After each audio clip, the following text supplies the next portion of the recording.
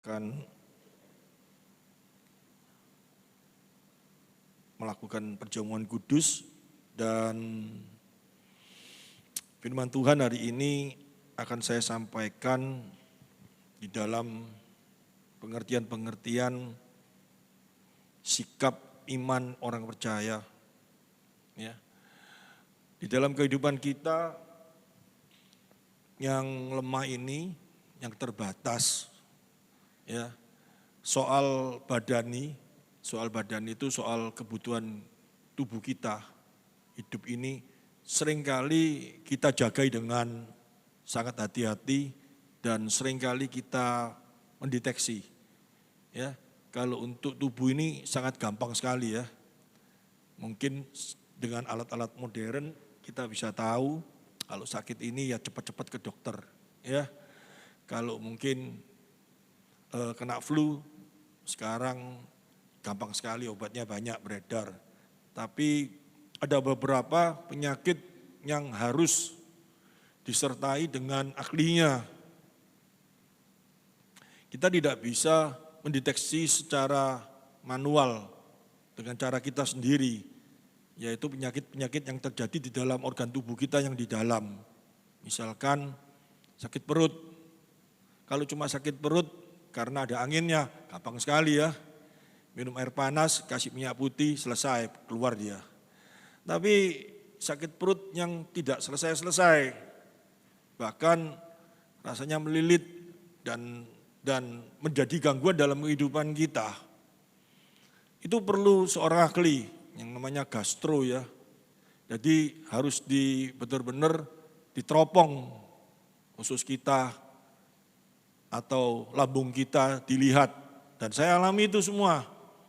Ya, dimasukkan kamera di dalam mulut dan juga melalui bawah, dilihat apakah ada penyakit yang mengganggu, dan puji Tuhan pada waktu diperiksa itu dokternya bukan cuman bilang sudah selesai enggak ada, tetapi pada waktu periksa salah satu keluarga itu diajak masuk dalam ruangan itu, dilihatkan di dalam kameranya.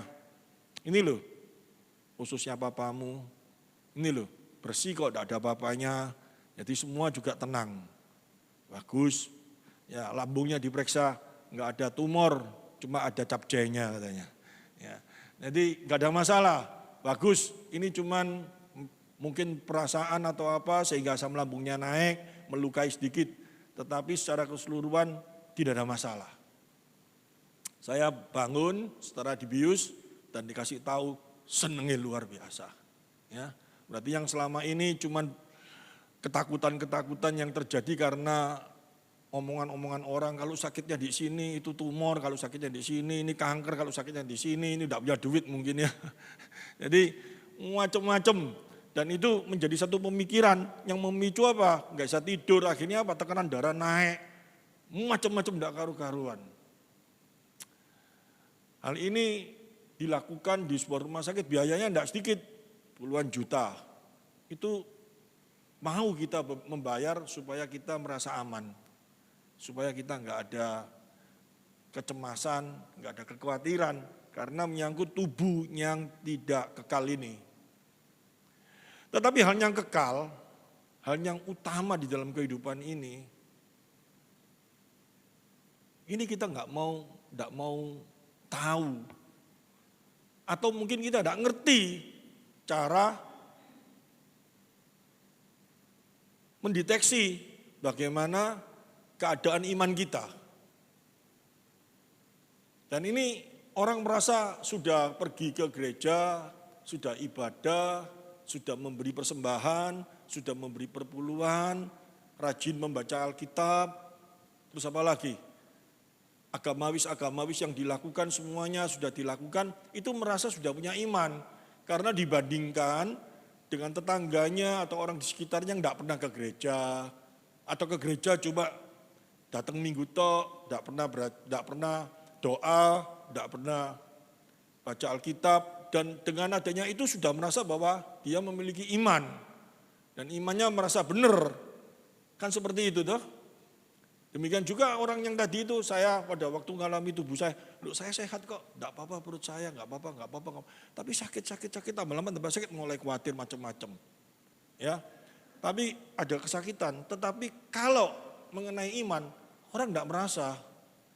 Bahkan mungkin yang dulu cuma melayani,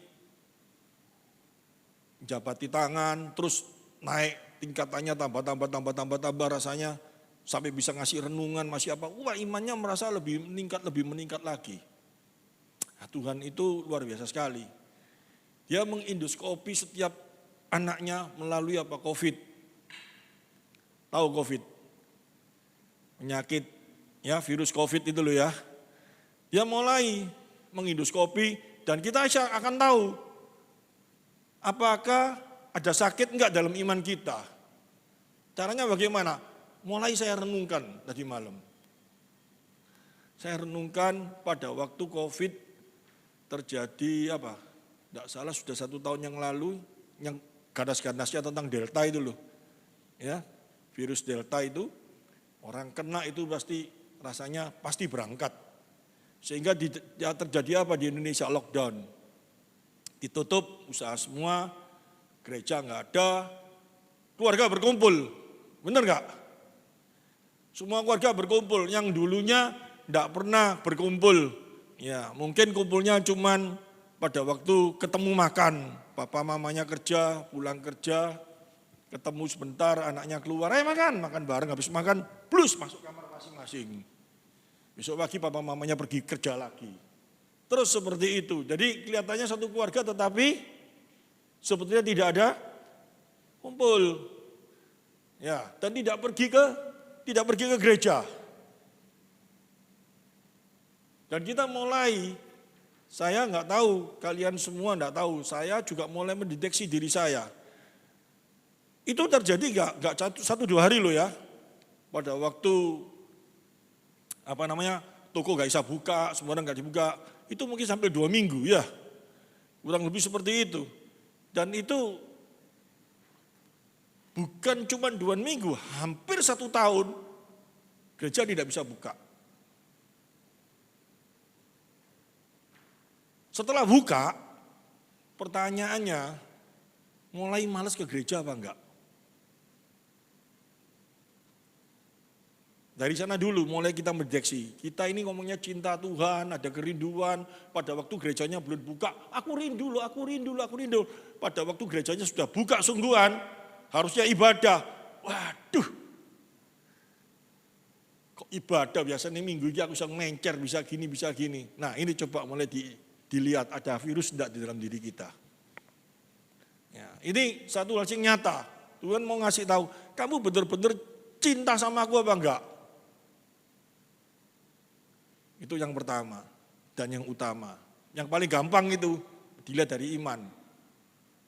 Tapi Tuhan bukan cuma seperti itu aja.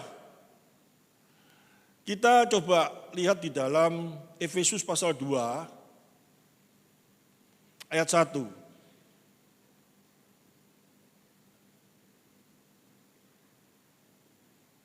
Efesus pasal 2 ayat 1. Kamu dahulu sudah mati karena pelanggaran dan dosa-dosamu. Ayat yang kedua, kamu hidup di dalamnya, karena kamu mengikuti jalan dunia ini. Karena kamu mentaati penguasa kerajaan angkasa, yaitu roh yang sekarang sedang bekerja di antara orang durhaka. Saya stop di sini dulu, karena saya tetap setiap saya menyampaikan firman Tuhan di tempat ini, saya mengekspos kitab Wahyu sebentar. Ya. Jadi di ayat ini bukan cuma nakut-nakutin saja, karena ada firman Tuhan yang menyatakan, yang berkata bahwa karena kamu mentaati penguasa kerajaan angkasa. Penguasa kerajaan angkasa itu siapa? Iblis. Ya, setan. Setan ini benar-benar ada. Ya, kalau saya ngomong setan ini benar-benar ada mulai dalam pikiran kita. Ya, saya tidak pernah kelihatan setan kok. Kapan lihat setan itu ada? Saya tidak pernah lihat setan. Kan seperti itu.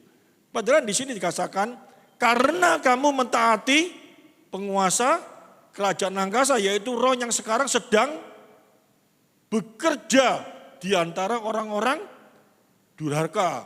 Nah, sekarang pertanyaan saya, di dalam ayat ini seolah-olah aku bukan orang durhaka kok. Kata durhaka ini adalah orang-orang yang tidak menerima panggilan Tuhan, atau orang yang tidak dipilih, atau orang yang belum menerima anugerah. Nah, kita mulai ngomong semua, aku menerima anugerah kok, buktinya aku ke gereja. Karena apa? Iman kita, ya, barometernya cuma dipandang satu, apa? Kalau kita ke gereja, ya, percaya Yesus, itu pasti aku sudah dipanggil, pasti aku adalah orang pilihan.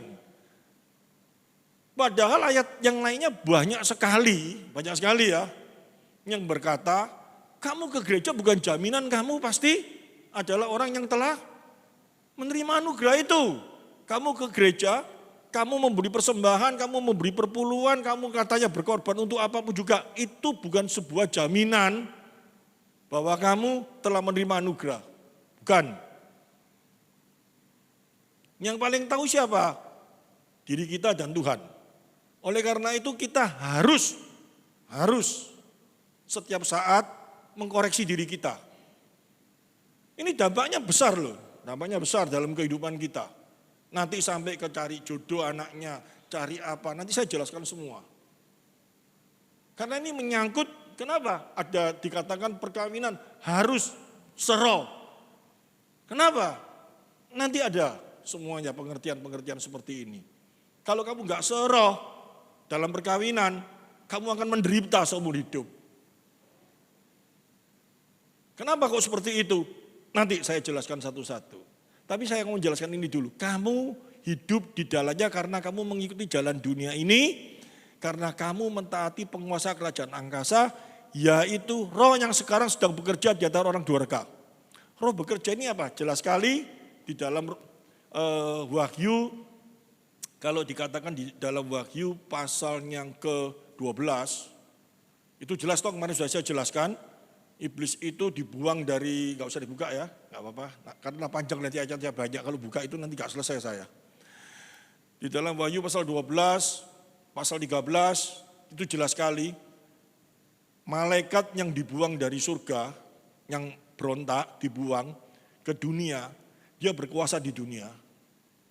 Dikasih kuasa, bukti dikasih kuasa apa?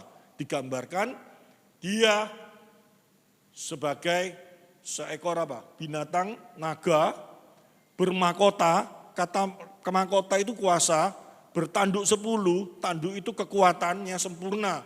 10 itu angka desimal dalam angka Yunani itu angka sempurna. 7 itu angka sempurna dalam kitab Wahyu, itu menjelaskan apa? Iblis ini dikasih kuasa, dikasih kekuatan yang memang benar-benar sempurna. Artinya apa? Tujuannya apa dikasih tahu seperti itu? Satu, kamu secara manusia dengan kekuatanmu, dengan caramu, kamu gak mungkin bisa melawan dia.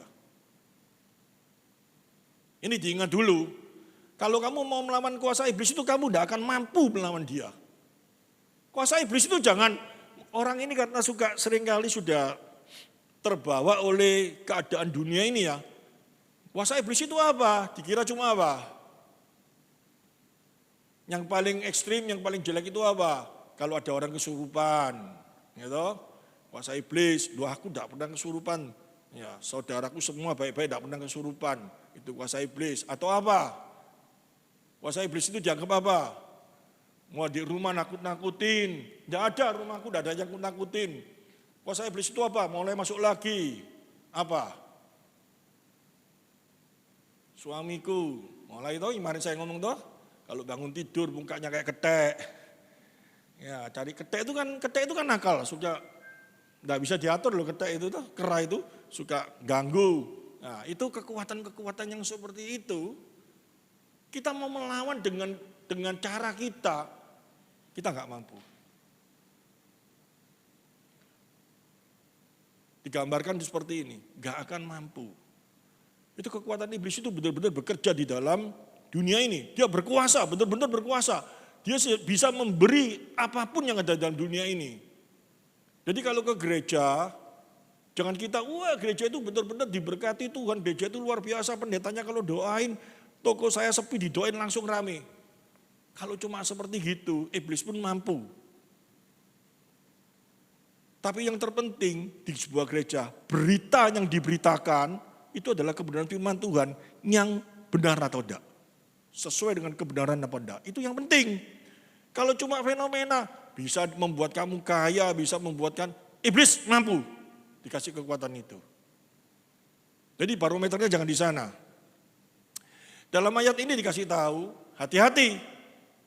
Kamu menghadapi dunia ini yang sudah dikuasai oleh kekuatan yang seperti itu. Tapi luar biasanya apa? Coba kita lihat ayat terus-terusnya. Sebenarnya dahulu kami semua juga terhitung di antara mereka. Kami semua itu apa? Para rasul itu loh. Ngerti maksudnya? Ini yang nulis kan Paulus. Dia ngomong toh, dulu semua kita ini seperti ini. Yang hidupnya durhaka, yang dikuasai oleh kedagingan, yang dikuasai oleh kuasa iblis, dosa ya. Terus dia mulai menjelaskan lagi, dulu kami, yaitu para rasul, juga seperti itu.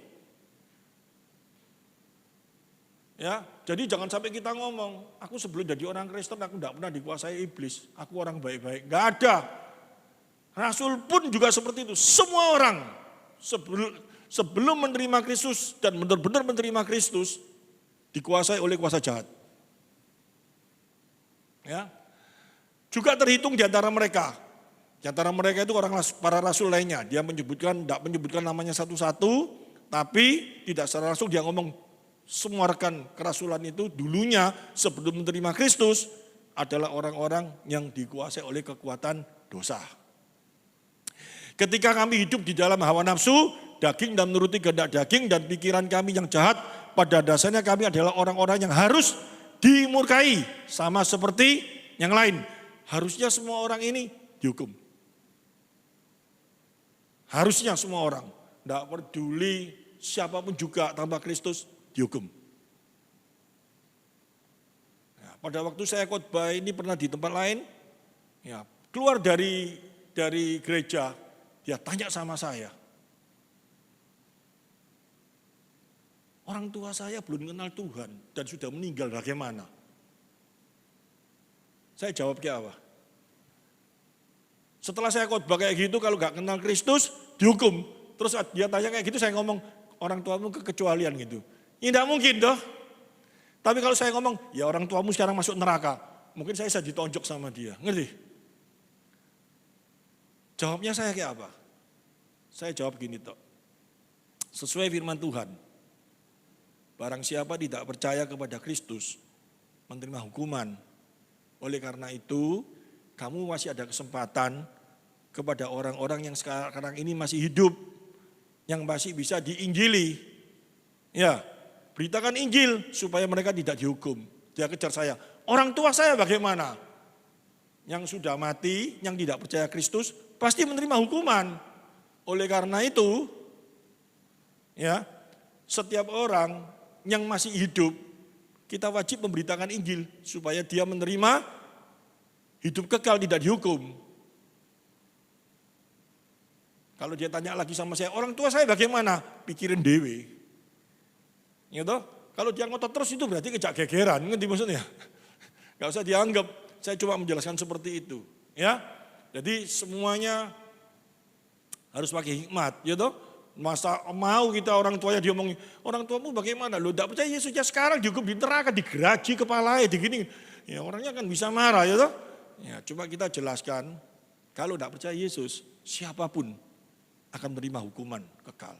Oleh karena itu, kesempatan kita bagi mereka yang saat ini belum dipanggil Tuhan dan kamu masih bisa nafas, kamu percaya, beritakan Injil itu bagi mereka. Amin. Ya, cuman itu aja. Kita enggak akan menghakimi orang tuamu pasti masuk neraka, masih dihukum, marah dia. Tapi kalau orang enggak percaya, pasti dihukum. Loh, orang tuaku enggak percaya, ya aku enggak ngomong orang tuamu, pokok orang enggak percaya pasti dihukum, ya termasuk orang tuamu kan gitu toh. kecuali orang tuamu ketek. Ya, saya teruskan. Pada dasarnya kami adalah orang-orang yang harus dimurkai sama seperti mereka yang lain. Ayat yang keempat. Tetapi Allah yang kaya dengan rahmat, oleh karena kasih-Nya yang besar, dilimpahkannya kepada kita, telah menghidupkan kita bersama-sama Kristus, sekalipun kita telah mati oleh kesalahan-kesalahan kita, oleh kasih karunia kamu diselamatkan. Nah, ini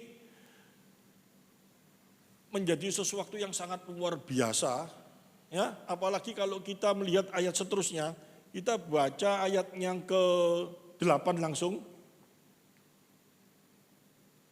8. Sebab karena kasih karunia kamu diselamatkan oleh iman, itu bukan hasil usahamu tetapi pemberian Allah. 9. Itu bukan hasil pekerjaanmu, jangan ada orang yang memegahkan diri. 10. Karena kita ini buatan Allah, diciptakan dalam Kristus Yesus untuk melakukan pekerjaan yang baik yang dipersiapkan Allah sebelumnya, yang mau supaya kita hidup di dalamnya. Ini sama saja dengan gini, kita dulu mati, kita ditebus oleh Kristus, kita sudah menjadi miliknya. Nah, pertanyaan saya itu gini, yang pertama, kalau kita sudah menjadi miliknya, sudah ditebus dosa kita, harusnya cara pandang hidup kita juga harus berubah di dalam beberapa hal. Benar enggak?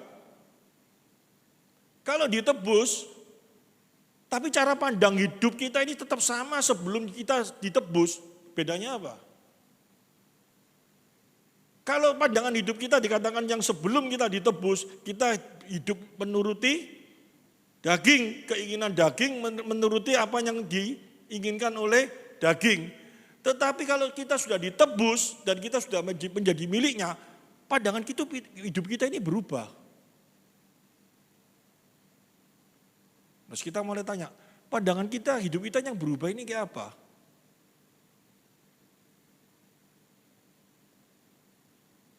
Ya, kalau saya bertanya seperti gini, semua jemaat di tempat ini mulai memikirkan, kapan aku ya pandangan hidupku berubah?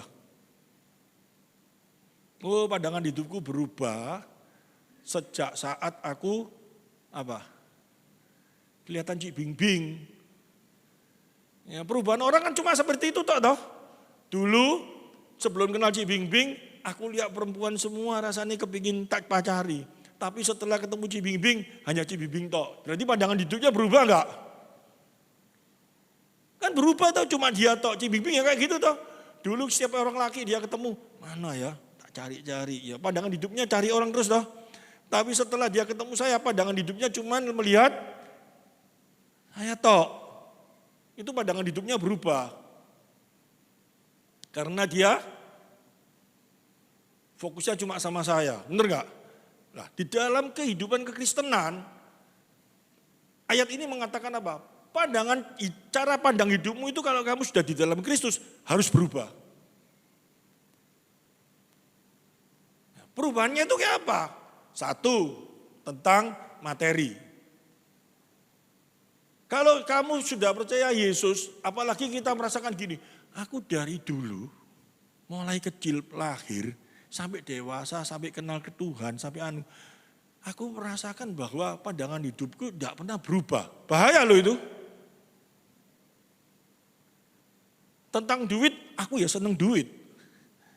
Nomor 1 itu hidupku itu duit. Loh terus kayak apa? Perubahannya di mana? Yang membuat aku bisa sukacita, yang membuat aku bisa seneng, itu cuma kalau aku punya duit banyak. Terus ngomong orang Kristen, terus terima Yesus, terus ngomong sudah di hidup baru. Barunya apa? Sandalnya baru, bajunya baru ya. Tapi pandangan hidupnya bagaimana? Dulu aku sebelum kenal Yesus, aku pada waktu masih remaja, ya toh aku cari pacar-pacar, ya toh. Terus aku kenal ke Tuhan, aku berubah. Dulu aku kalau lihat orang laki, modelnya kayak gini. Dan yang menjadi kategoriku, dia harus seperti ini. Setelah aku terima Yesus, kategoriku tetap pancet. Pokoknya aku cari seorang jodoh yang laki itu harus apa? Ganteng, punya mobil Lamborghini, duitnya banyak. Kalau ke gereja, tidak ke gereja itu urusan kari. Kalau ke gereja ya sekedar ke gereja gitu aja, gak usah sungguh-sungguh. Yang penting aku suka. Setelah terima Yesus, seperti itu juga pancet. Itu pandangannya berubah atau berubah?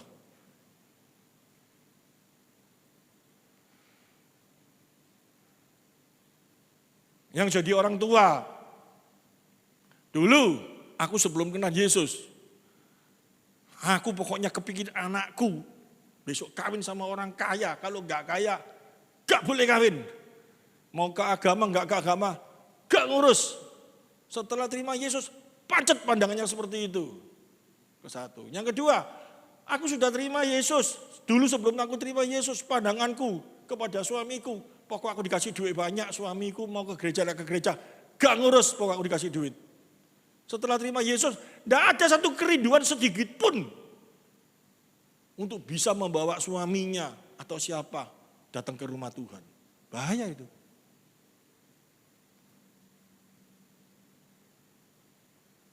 Karena kasih itu begitu besar. Kasih itu begitu lebar kasih Tuhan di dalam kehidupan kita. Harusnya ada satu perubahan dalam kehidupan kita. Itu harus nyata. Bahkan ada beberapa pendeta, saya heran pada waktu kena COVID. Dia ngomong apa? Ya sekarang ini berat. Jadi mau gak mau. Ya mungkin loudspeakernya tak jual dulu lah untuk makan. Karena tidak ada duit. Di gereja dijuali satu-satu untuk makan.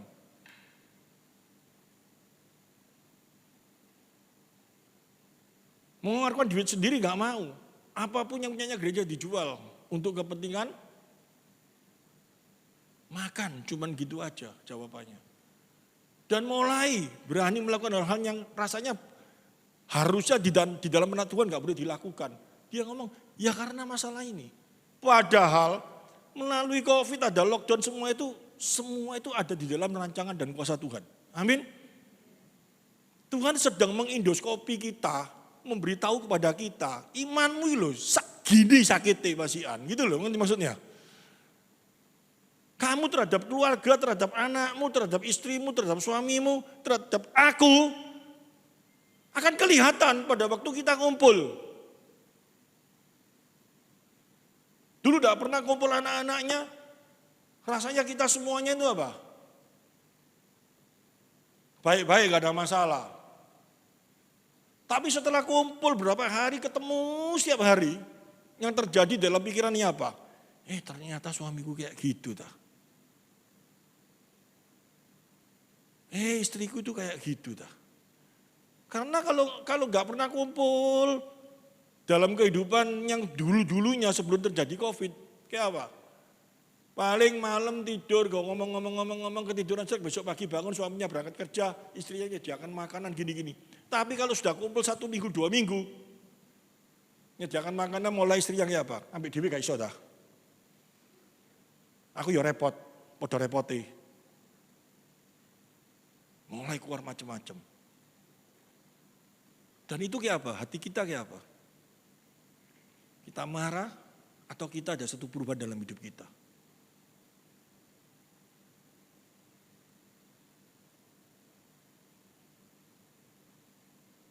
Ini perlu.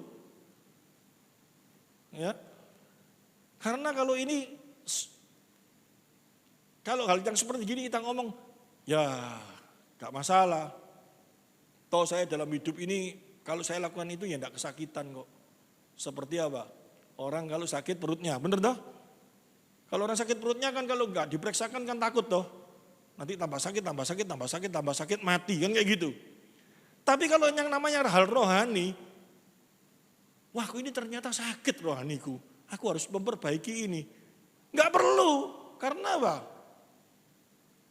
Rasanya gak kena di dalam kehidupan kita, bener gak? Hasilnya kayak apa? Nah, kalau saya tanya kayak gini, mulai lagi dijawab dengan pemikiran-pemikiran yang salah lagi. Firman Tuhan itu bisa memutar-mutar orang itu dengan pemikiran-pemikiran yang salah loh. Dan akibatnya itu luar biasa. Kalau kita menanggapi bukan dengan apa yang dimaksud dengan kebenaran firman Tuhan itu, kita cuma menanggapi dengan pemikiran kita sendiri, kita akan dipelintir dan kita akan dibawa kepada hal yang sangat membahayakan. Contoh tadi, seumpama cari seiman, cari orang yang seiman, kamu harus mengutamakan aku dalam hidupku. Yang ada di benak kita apa? Allah tidak mau dinomor duakan. Apalagi ada ayatnya di dalam Ulangan. Coba kita lihat. Ulangan pasal 6 ayat 5.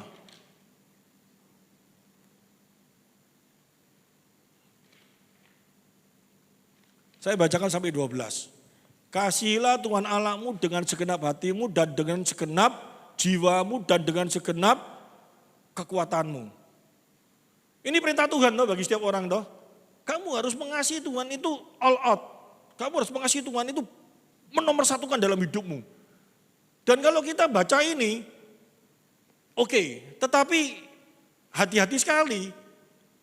Ngerti hati-hatinya di mana? Kalau baca ini tidak dengan pengertian memandang Allah dengan benar, gampang sekali itu dibelokkan dengan kekuatan apa? Yang tadi itu loh, penguasa-penguasa di udara ini loh. Dia bisa gampang sekali masuk dalam hati kita. Dan dia gampang sekali untuk membujuk kita supaya kita kehilangan makna di dalam Ulangan pasal 6 ayat 5 ini. Mau dicoba, mau dites. Saya baca terus ya. Nanti gangguan setan itu kan luar biasa. Dia bisa pakai ayat ini untuk mengganggu kita itu sangat gampang. Sudah dikasih gambaran di dalam Kejadian loh, pasal 3. Ular itu membawa Hawa kepada dosa dengan apa? Dengan firman Tuhan toh. Firman Tuhan dipelintir, diputer-puter toh. Pengertiannya dibuat lain. Dia baca firmannya Tuhan, bacanya benar enggak? Kan benar toh. Allah berkata, kamu enggak boleh makan ini. Benar ya? Kalau makan kamu mati, bukan. Allah ngomong, kalau kamu makan nanti kamu bisa seperti Allah. Pengertiannya dibuat lain toh. Nah, demikian juga coba kita lihat ya. Kasihlah Tuhan Allahmu dengan segenap hatimu dan dengan segenap jiwamu dan dengan segenap kekuatanmu. Oke, aku mau mengasihi dia dengan itu semuanya. Tapi kalau kita baca terus coba kita lihat. Apa yang kuperintahkan kepadamu pada hari ini haruslah engkau perhatikan. Ini kan berarti sesuatu yang sangat penting, urgent ya. Jadi mengasihi Tuhan itu kalau kamu memang anak Tuhan, tadi di Efesus kamu sudah dirubah dalam hidupmu, kamu harus menomorsatukan Tuhan dalam hidupmu. Minta masuk di dalam hati kita. Menomorsatukan Tuhan. Nanti kita berontak enggak? Coba dites ya. Ya. Saya baca terus. Haruslah engkau mengajarkan berulang-ulang kepada anak-anakmu dan membicarakannya apabila engkau duduk di rumahmu, apabila engkau sedang dalam perjalanan, apabila engkau berbaring dan apabila engkau bangun. Ini artinya apa? Dalam situasi kesempatan apapun juga itu prioritas.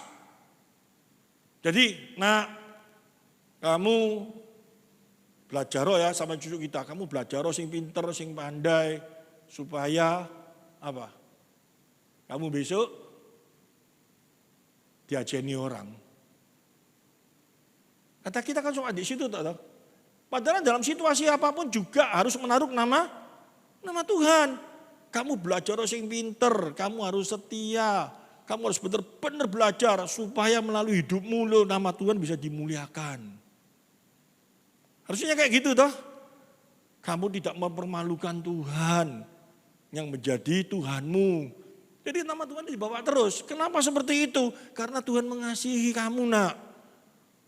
Tanpa Tuhan kamu gak bisa seperti ini loh. Papa mama bisa beli susu, bisa apa semua. Itu karena Tuhan yang memberkati. Tanpa Tuhan papa mama gak bisa hasilkan ini. Yang kita ngomongkan apa? Papa mama ini sudah setengah mati cari duit beli susu. Kamu kok kayak gini? Tuhannya yang ditinggikan apa dirinya? Ini kan pengajaran-pengajaran yang salah, yang dimasukkan dalam otak anak atau cucu kita. Akhirnya dia pada waktu sudah tua, dia ngajari kayak gitu lagi enggak sama cucunya apa sama anaknya. Papa ini sudah kerja banting tulang. Kamu itu tidak menghargai, Tuhannya sudah hilang semua. Padahal di dalam ayat ini ingin memberitahu kepada kita, kasih Tuhan Allahmu dalam situasi apapun juga.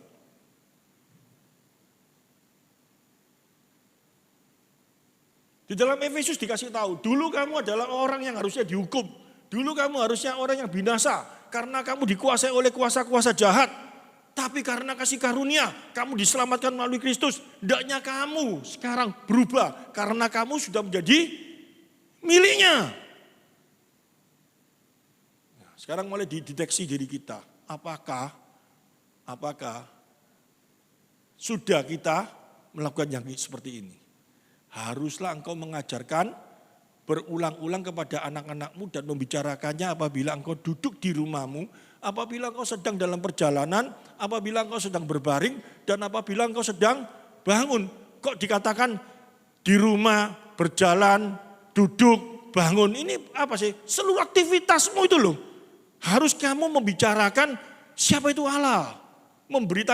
Memberitahu segala sesuatu tanpa Allah. Kamu gak bisa berjalan sendiri. Amin.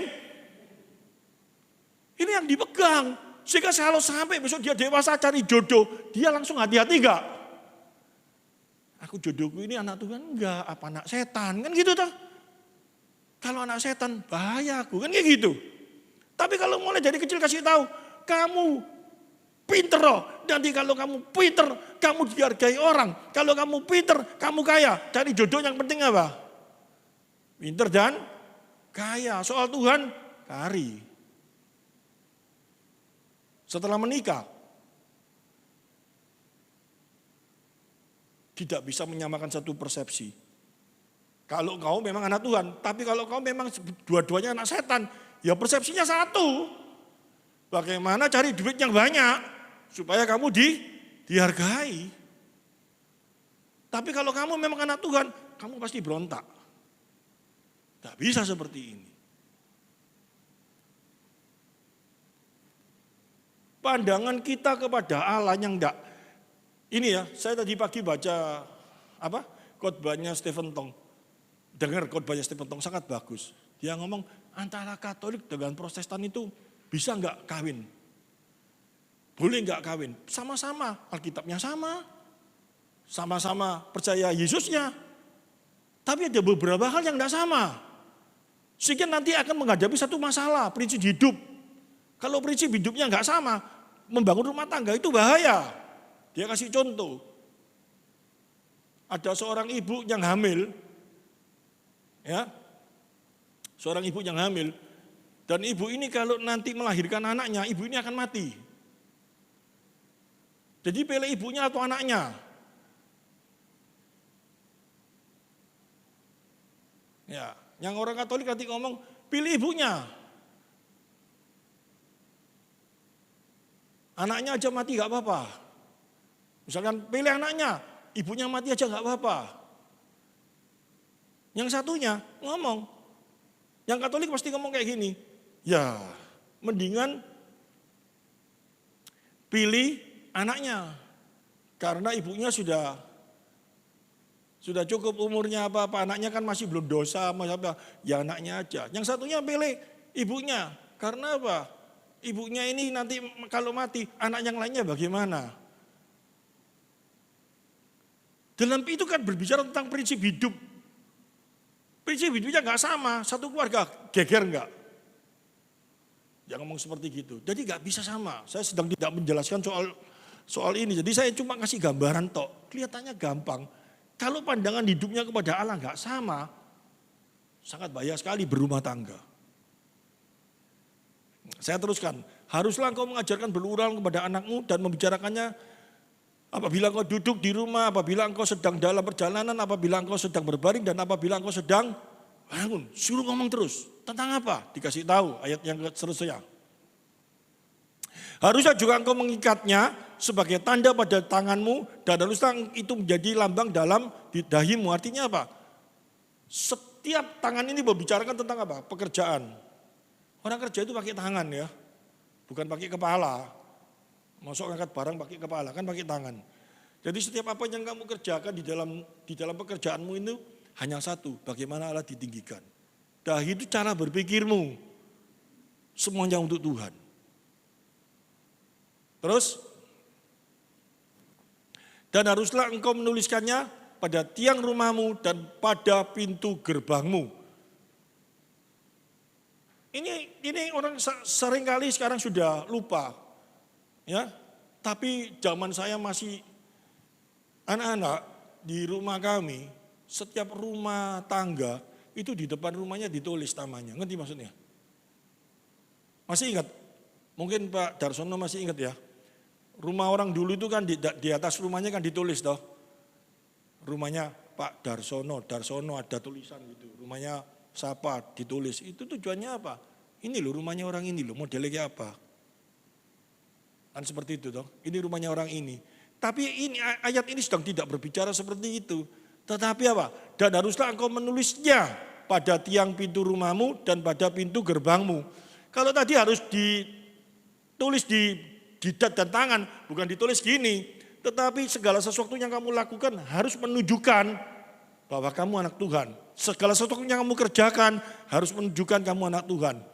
Di rumahmu harus kamu tunjukkan bahwa rumahmu adalah rumah yang dibangun di dalam keluarga Tuhan. Gak ada yang amin. Amin.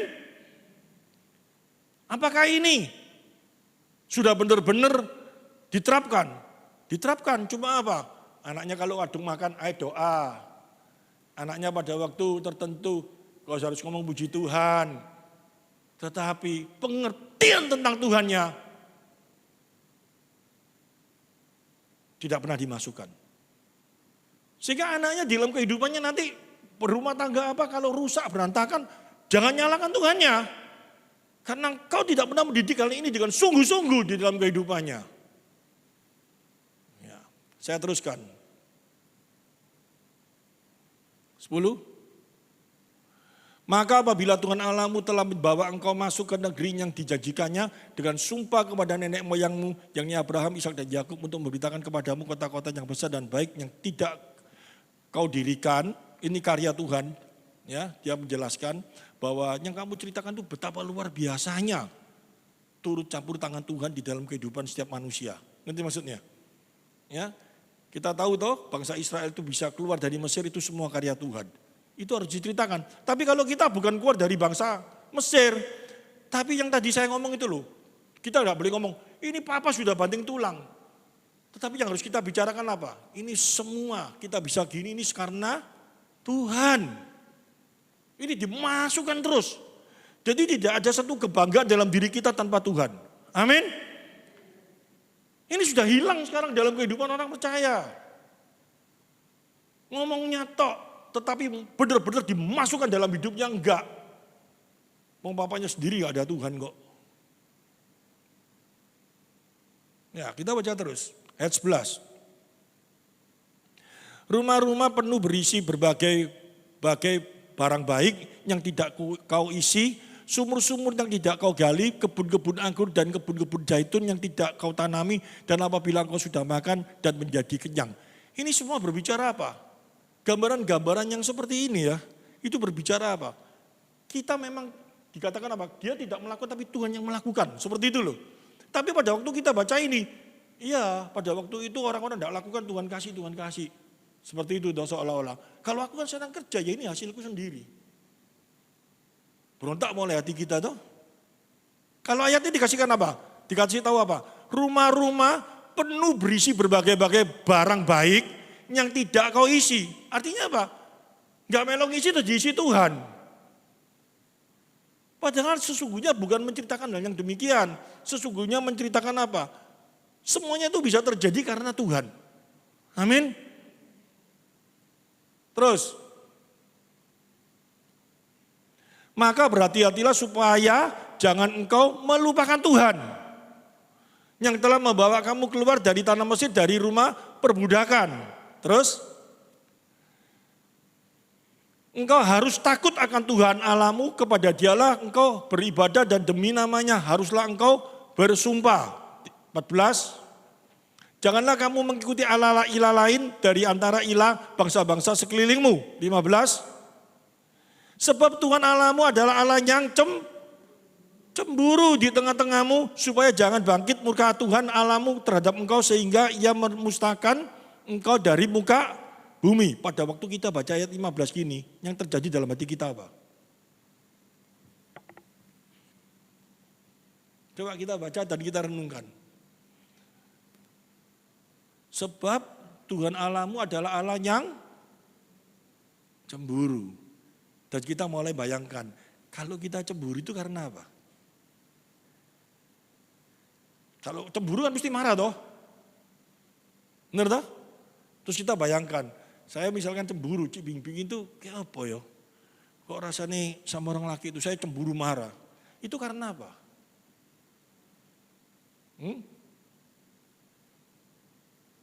Sayang atau karena apa? Dalam benak kita coba kita mulai selidiki. Misalkan Cik Bing-Bing gak mungkin nyeleweng ya. Misalkan dia nyeleweng ya Kak Bayu sudah tua kok. Misalkan dia kelihatan sama orang laki gitu, saya marah cemburu. Yang ada di benak saya apa? Kan gak setia mbak aku kan ya. Ngajar kan ya. Wah, wedok gak setia ki nemen iki. Mantemi ae. Tak buat soro. Kan seperti itu toh? Bener gak?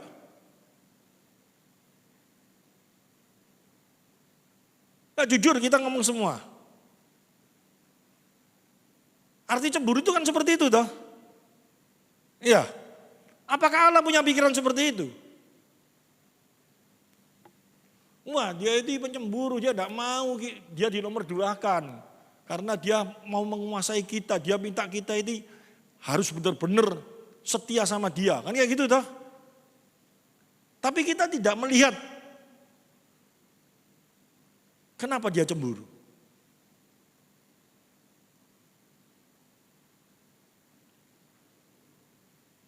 Kasihnya dia sama kita itu sama apa enggak? Enggak samanya di mana?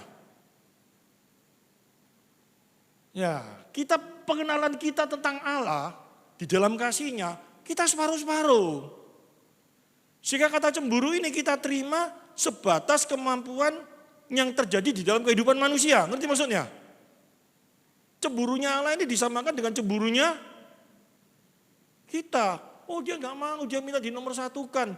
Dia enggak mau kalau kita ini ngelirik ke lain hati, dia mangkel, dia minta dia dinomor satukan. Yang ada cuma di dalam benak kita seperti itu.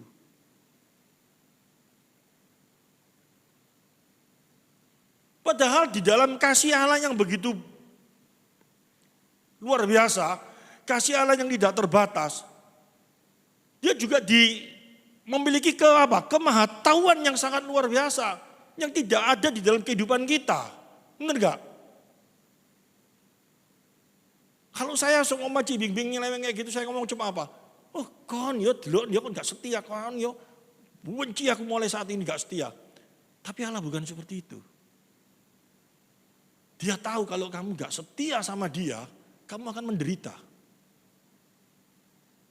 Dia tahu kalau kamu gak setia sama dia, kalau kamu nyeleweng keluar dalam jalurnya, kamu akan mengalami satu kesengsaraan dalam hidupmu. Dan yang lebih luar biasa lagi, apa yang kau alami di dalam kehidupanmu, apa yang kau rasakan kalau kau sengsara, itu Allah juga merasakannya. Dia benar-benar bisa merasakan hal itu semua, sehingga dia tidak mau kalau sampai kita mengalami hal itu. Nah, saya sekarang buktikan satu-satu. Dia Allah yang maha tahu, dia mengerti. Dia benar-benar tahu, kamu gak boleh keluar di dalam aku. Kamu harus setia. Karena kalau kamu keluar dalam aku, kamu akan menderita. Dan kalau kamu menderita, aku pun juga akan merasakan sakit itu. Karena aku sudah di dalam kamu. Kita lihat coba, kita buktikan bahwa dia ada di dalam kita. Dan dia merasakan segala sesuatunya. Cuma bedanya Dia maha tahu, kita nggak tahu akibatnya. Dia tahu. Kita lihat di dalam Matius pasal 25 ayat 42 sampai 45.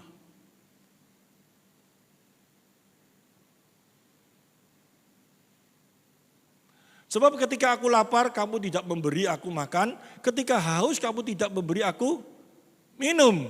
Terus, ketika aku seorang asing, kamu tidak memberi aku tumpangan. Ketika aku telanjang, kamu tidak memberi aku pakaian. Ketika aku sakit dan dalam penjara, kamu tidak melawat aku. Terus, lalu mereka pun akan menjawab dia. Katanya, Tuhan, bila manakah kami melihat engkau lapar, atau haus, atau sebagai orang asing, atau telanjang, atau sakit, atau dalam penjara, dan kami tidak melayani engkau, kapan aku melihat kamu seperti itu? Dia ngomong apa? Maka ia menjawab mereka, aku berkata kepadamu, sesungguhnya segala sesuatu yang tidak kamu lakukan untuk salah seorang dari yang paling hina ini, yaitu siapa? Kita ini loh. Kalau kita ngomong paling hina rasanya kita ini harus sebenarnya orang yang hina, kita ini harusnya orang yang dimurkai, tapi kasih karunia kita menerima kemuliaan dia. Ya, kamu tidak melakukannya juga untuk aku. Bahkan Rasul Paulus pada waktu di Kisah Rasul pasal 9 ayat 4 dan 5, kamu menganiaya aku. Kapan? Saat kamu menganiaya orang-orang itu, kamu juga menganiaya Kristus. Kristus benar-benar merasakan penderitaan itu sangat luar biasa. Jadi dia cemburu sama kita, itu bukan berarti karena apa? Dia benci. Dan kalau kamu sampai tidak menomorsatukan dia benci. Dan kalau dia sudah benci, apa? Dia buang kita. Dia nggak mau sama kita. Padahal dikasih gambaran lagi. Ayat kalau kita baca di dalam Ulangan itu. Kalau kau melakukan hal itu, Allah akan menghandrik engkau, Allah akan menghukum engkau, akan melakukan apa-apa semuanya itu. Tujuannya apa? Supaya menjadi baik. Firman Tuhan berkata apa? Kalau kamu bukan anaknya, dia tidak akan mengajar engkau, tapi karena kamu anak, dia mengajar engkau. Bahkan di dalam Roma pasal 8 ayat 28 apa? Allah turut bekerja dalam segala hal untuk mendatangkan kebaikan bagi orang yang mengasihi dia. Itu kayak apa itu? Nah ini kalau kita baca ayat ini, sungguh luar biasa sekali. Luar biasanya di mana? Apa yang menjadi kepunyaannya, tidak ada satu kuasa pun yang sanggup mengambilnya. Jadi dia bekerja sedemikian rupa, dia hantam kita, dia lakukan apapun juga, supaya apa? Kita menjadi baik. Kita menikmati kasihnya yang begitu besar. Ini tidak ada di dalam pengertian-pengertian yang selama ini, yang diselewengkan dengan apa? Hati nurani kita yang jahat ini terus. Allah diukur dengan ukuran manusia. Allah ngomong, kamu harus hati-hati. Di dalam hidup ini kamu harus hati-hati. Kamu harus siap menghadapi hidup ini. Kamu harus menomorsatukan aku. Karena aku Allah yang pencemburu. Dalam pikiran kita apa? Enggak mau. Kamu kepingin dinomorsatukan, ya sudah ada bedai. Seperti ini. Padahal dia cemburunya itu dengan satu tujuan apa? Supaya kita memperoleh kehidupan sukacita di dalam dia selalu. Karena dia tahu, kalau dia tidak dinomorsatukan, kamu gak bisa menghadapi hidup ini. Tidak percaya? Coba kita tes sekarang. Dalam kehidupan kita yang sehari-hari, ya, cara pandang kita yang salah, ya, tentang apa? Tentang Allah itu berakibat apa? Macam-macam dalam hidup ini. Tentang uang, tentang jodoh, tentang apa lagi? Kesehatan, tentang rumah tangga, tentang semuanya. Kalau semuanya itu segaris pandangan kita sama tentang Allah, apapun yang kita hadapi, kita akan tetap kuat. Apapun. Tapi kalau pandangannya di luar itu, yang satu pandangannya tentang uang itu adalah segala-galanya. Yang satu pandangan tentang uang itu adalah nomor satu. Yang satunya nomor dua, yang nomor satu Allah. Bisa enggak menjadi satu? Enggak akan bisa. Memang sama-sama anak Tuhan. Tapi yang satunya setengah anak Tuhannya. Kalau setengah itu sama saja dengan bukan.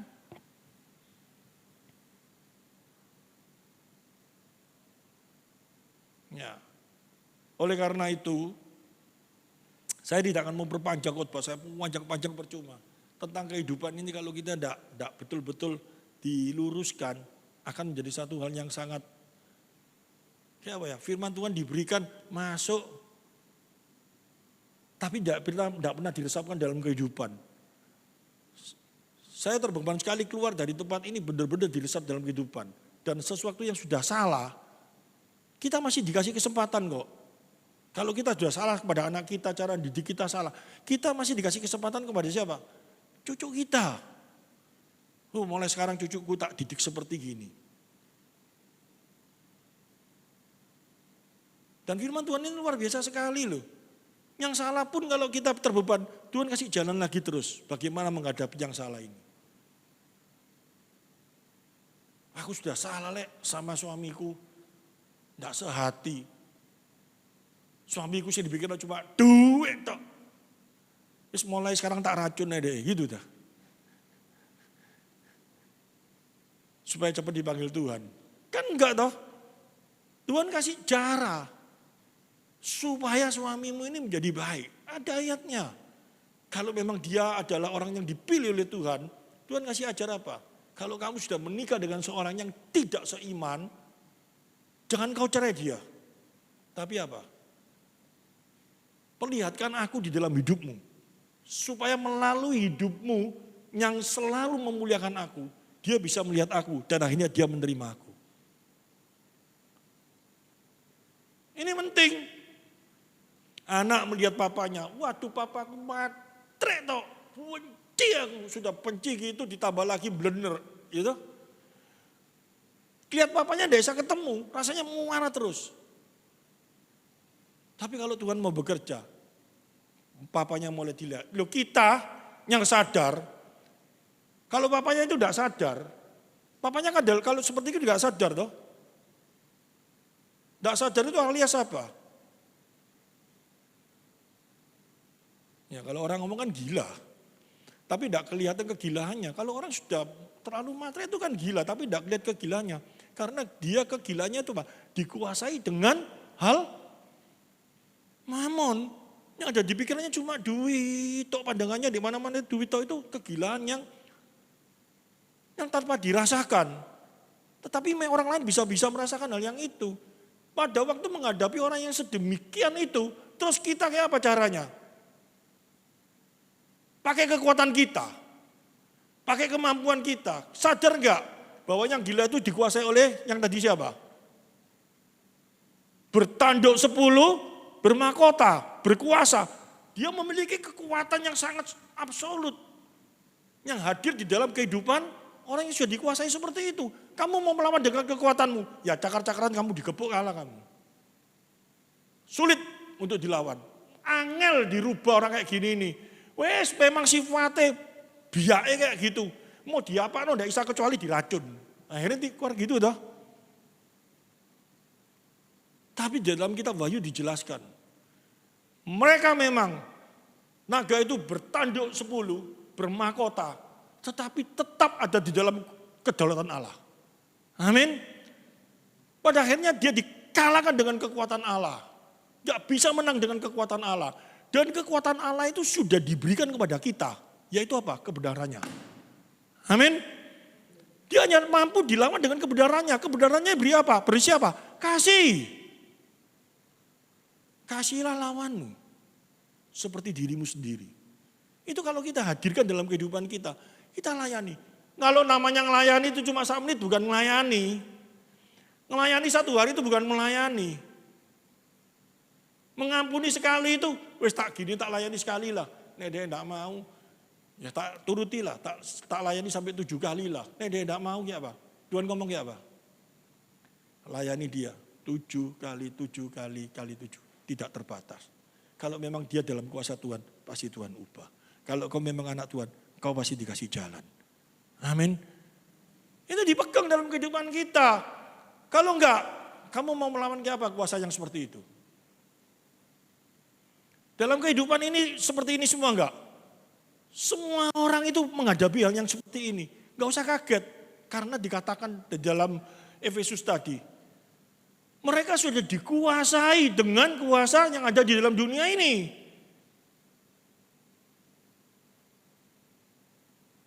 Dan kamu cuma mampu melawan dengan apa? Rasul Paulus mengajarkan apa? Pedang Allah. Ya, firman Tuhan, kuasa Allah yang ada dalam dirinya. Jangan menghadapi papamu kayak gitu, apa anakmu kayak gitu, kamu bacakan ayat. Ada tertulis, kamu gini, ya disuaplok kamu teman. Bukan kayak gitu. Tapi menghadapi yang seperti itu, dengan firman itu apa? Hatimu dilembutkan dengan firman. Dia marah-marah caranya kayak apa, aku bisa. Bukan dirayu apanya. Tapi dengan firman itu dia akan bergerak secara luar biasa. Melalui hidupmu, engkau akan menyatakan satu hal yang sangat luar biasa. Caranya kayak apa? Berjalan dengan firman. Saya nggak tahu rumusnya. Tapi kalau kamu berjalan dengan firman, Tuhan yang akan bekerja dalam hidupmu. Gak ada yang mustahil bagi Tuhan kok. Tuhan sanggup mengubah itu semuanya. Itu dipercayai dengan benar. Kalau enggak dalam kehidupan ini, kamu mengandalkan kekuatanmu sendiri, kemampuanmu sendiri. Sampai kapanpun enggak akan bisa.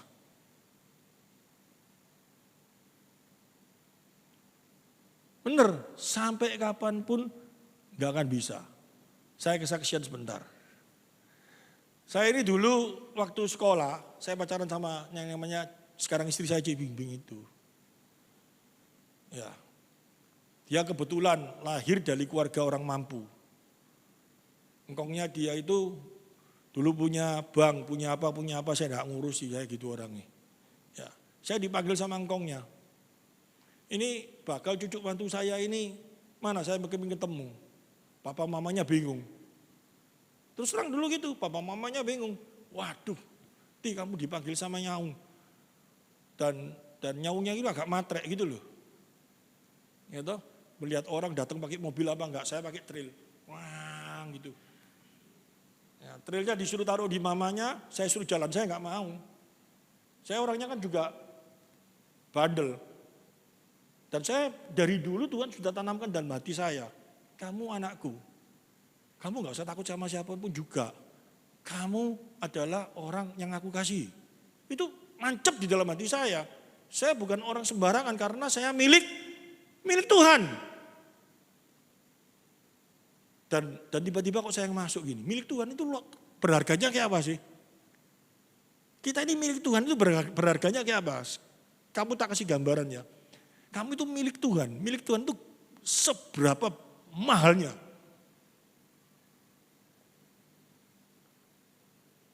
Saya ini senang barang antik ya. Dan orang suka persepsi barang antik itu salah. Saya kasih pengertian. Ada teman saya itu pokok mangkok piring kelihatannya kuno. Ini antik dan ini mesti mahal. Dia pikir kayak gitu. Jadi dia borong pokoknya ada piring porselen antik kuno. Wah ini kuno. Mahal ini pasti. Dan dia cek, iya memang kuno, bahannya kuno-kuno. Saya ngomong, mbok kuno kayak apa? Tapi kalau kuno cuma di bekasnya orang dodol soto, tidak ada harganya. Karena mangkok yang kuno zaman dulu itu dari tanah, dari lempung kualitasnya jauh lebih jelek daripada porselen sekarang. Dia ada harganya karena apa? Tahu ada sebuah mangkok kecil sekali, ada gambarnya ayam 3, ayamnya jelek-jelek, itu laku 1 triliun. Serius ini, dilelang di Cina laku 1 triliun. Dan orang semua cari mangkok itu. Dan orang Cina kan pinter, diproduksi mangkok itu sebanyak mungkin. Ditua-tuakan. Ada juga yang tua, ketemu mangkok yang seperti gitu itu zaman dulu sudah banyak kayak gitu. Pada waktu di Cina itu ada satu tempat di mana barang-barang yang seperti itu dites sama dia, kalau palsu yang sebelahnya itu bawa palu gitu loh. Palsu ter pulang, semua ditutui itu. Karena yang asli cuma satu. Kenapa dia mahal? Bekas lambene rojo. Tahu? Mangkok satu ini bekas miliknya raja. Dan ini ada sejarahnya, raja terakhir di Cina yang pakai mangkok ini. Dan ini mangkok kesukaannya dia. Sehingga harganya bisa mahal. Kalau cuma lambene, wong dodol soto, dibuat soto, biarpun kuno lebih kuno, tidak ada harganya, ngerti? Yang menjadi harga itu karena miliknya siapa? Tahu. Dan kita ini miliknya siapa? Firman Tuhan ngomong, engkau adalah milikku, milik kesukaanku. Engkau seperti biji mataku. Raja yang memiliki mangkok itu tidak pernah ngomong mangkok, kamu seperti biji mataku, itu ada harganya mahal seperti gitu. Dan raja itu cuma berkuasa pada waktu itu di Cina. Ini yang ngomong kita ini menjadi miliknya. Dia yang berkuasa atas seluruh raja di dunia. Dan kita dianggap sebagai miliknya. Amin. Dan kalau kita mengaku sebagai miliknya, ngadepi koetio, ngadepi papamu, ngadepi orang-orang yang belum menjadi miliknya itu kok kamu rasanya kok putus asa, kala itu goblok. Oh sudah dikasih tahu, Tuhan bekerja dalam segala hal mendatangkan kebaikan bagimu. Mungkin Tuhan bisa pakai papamu gak setuju dalam hal ini, karena dia akan memberikan yang terbaik, kamu gak tahu. Tuhan bisa pakai orang-orang di sekitar kita untuk memberikan yang terbaik bagi kita enggak? Bisa. Oleh karena itu berjalannya sama Tuhan, sukacita terus. Layani bapamu, layani orang di sekitarmu. Yang rasanya orang ini menjadi penghambat dalam hidupmu karena dia tidak di dalam Tuhan. Layani dia dulu. Soal nanti hasilnya, kamu percaya itu yang terbaik dari Tuhan. Amin. Jangan memaksakan kehendakmu juga. Kalau kamu memaksakan kehendakmu, ini yang terbaik. Memangnya kamu Tuhan. Berarti kamu percaya sama Tuhan separuh-separuh enggak? Orang sering salah di sana. Kata-kata, dulu kamu dikuasai oleh jahat. Dulu kamu, sekarang kamu di dalam Efesus tadi. Oleh karena Kristus, kamu diperbarui. Kamu menjadi miliknya. Dan kamu diberi kekuatan. Ini dimengerti dengan baik. Kalau kita menjadi miliknya. Dan kita tahu siapa itu dia. Dia yang berkuasa, dia yang maha tahu. Kasihnya itu bukan seperti kasihnya kita. Ya, dia pencemburu. Cemburu kalau kita karena apa? Kita takut diambil orang. Kita takut kita rugi. Benar toh? Cik bimbing ayu-ayu juga uang gak terima. Kan gitu toh. Tapi kalau Tuhan kan bukan seperti itu. Tuhan tahu kalau dia lari ke orang lain, dia akan menderita. Tuhan tahu kalau dia tidak bersama dengan dia, orangnya akan menderita. Sehingga dia ngomong apa? Jangan. Nah, untuk kata jangan itu, Tuhan bisa melakukan segala sesuatu untuk mendatangkan kebaikan bagi dia. Amin. Tuhan tahu enggak? Kamu kalau sama dia, kamu bisa diseret. Kamu bisa dibawa kepada makin jauh kepada aku. Dan kalau kamu makin jauh, kok akan makin menderita? Enggak kok. Aku tambah seneng kok, sama dia aku tambah enak hidupnya, tambah enak. Lama-lama kamu gak mati dah. Kalau kamu mati bukan bersama Kristus, akhirnya kamu kayak apa? Menderita enggak? Akan menerima siksaan kekal. Dan kalau Tuhan sudah memilih, gak ada satu kuasa yang sanggup mengambilnya. Dia dengan segala cara, dia akan lakukan supaya kamu kembali dalam hidupnya. Amin. Itu Tuhan kita ini bukan Tuhan putus asa. Tuhan kita ini bukan Tuhan yang bisa dikalahkan dengan segala sesuatu yang ada dalam dunia ini. Jadi kata-kata, jika aku telah memilihmu, tidak ada satu kuasa pun yang sanggup mengambilnya. Itu sukacita loh. Tapi juga harus kamu introspeksi. Kalau dia sudah ngomong kayak gitu, kamu nyeleweng, digepok sampai mencret kamu. Ngerti maksudnya? Pokoknya kamu harus balik. Tujuannya supaya apa? Kamu menerima sukacita di dalam dia. Karena di luar dia kamu gak akan menerima sukacita itu. Ini dimengerti dengan baik. Pulang menghadapi siapapun kita tetap tenang. Kalau udah hidup kita rasanya apa? Hidupku cuma untuk dia. Goblok. Untuk dia itu bisa macam-macam. Sama suami, sama istri. Aduh aku kadung sama dia. Kayak apa ini ya? Waduh, coba aku sama gini, coba. Kalau keluar coba. Menderita kamu seumur hidup. Tapi coba kamu ngomong, ada maksud Tuhan yang baik kalau aku sama ini. Ada maksud Tuhan yang baik kalau seperti ini. Ada pengharapan, ada sukacita enggak? Kelihatannya rasanya enggak enak. Kelihatannya orang ngomong apa? Kamu menderita. Tapi kok bisa guya-guyu ya? Kok bisa seneng ya? Heran aku, gila dia. Tuh firman Tuhan ngomong kok. Kalau kamu berjalan dan kamu mengerti di dalam dia, kamu dianggap seperti orang gila kok. Karena tidak sesuai dengan apa yang dunia terapkan. Tetapi hasilnya apa? Sukacita enggak? Ini dipegang dengan baik. Tanpa pengertian ini dengan baik. Jangan ngaku kamu anak Tuhan. Jangan ngaku kalau kamu sudah berubah. Tapi kalau pikiranmu masih, aduh aku susah. Bisa susah enggak? Dalam hidup. Bisa stres enggak? Bisa bingung enggak? Bisa. Tapi enggak boleh sampai kamu tergeletak, enggak boleh sampai terbawa terus-terusan. Apalagi sampai ngomong sama diri kita, hidupku ini rek kok cuma gini tok. Kisah gini tok itu ya, kami diciptakan Tuhan loh. Ngerti maksudnya?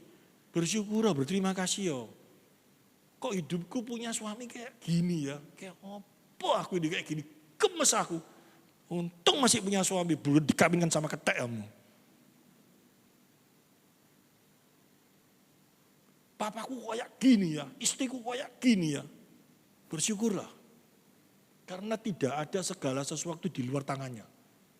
Karena kau menjadi miliknya. Kalau kau sampai mati sama orang itu berarti Tuhan berkata apa? Ini yang terbaik. Kalau engkau di luar itu kamu mungkin bisa lebih enak, tapi kamu masuk neraka. Gak mungkin Tuhan izinkan itu. Lebih baik kamu dimasukkan di dalam kurungan singa, asal kamu masuk surga. Amin. Itu yang terjelek di sana. Lebih baik kamu gak menikah, daripada kamu menikah sama setan, kamu masuk jadi setan.